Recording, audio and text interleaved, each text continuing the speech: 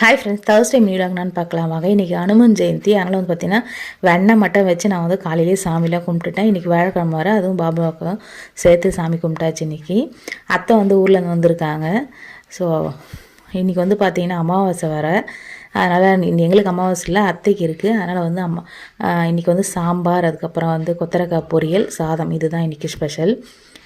கொத்தரக்காய் வந்து பார்த்தீங்கன்னா வேர்க்கடலாம் போட்டு பொரியல் பண்ணியிருக்கேன். அந்த ரெசிபி வேணுன்னா எனக்கு கமெண்டில் கேளுங்க, சூப்பராக இருக்கும்.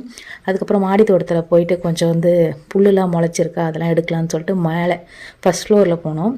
அங்கே வந்து பார்த்திங்கன்னா இந்த மாதிரி குட்டி குட்டி புல்லுலாம் அடிக்கடிக்கு முளைக்கும். நான் எப்போல்லாம் ஏறி போனோம் அப்போலாம் வந்து எடுத்து போட்டுருவேன். இப்போ அத்தையும் வந்து மேலே வந்து சுரக்காய் செடிலாம் அவங்க தான் கொண்டு வந்தாங்க. இந்த கத்திரிக்காய் செடிலாம் எப்படி இருக்குன்னு பார்க்கலான்னு வந்தாங்க. நானும் அப்படியே வந்து இருக்கிற புல் எல்லாமே 2 பேரும் சேர்ந்து பொடிங்கி போட்டுட்டு, இப்போ பாருங்கள் சுரக்காய் 2 பிஞ்சு வச்சுருக்கு, நல்லா வந்து வளர்ந்துட்டும் வருது.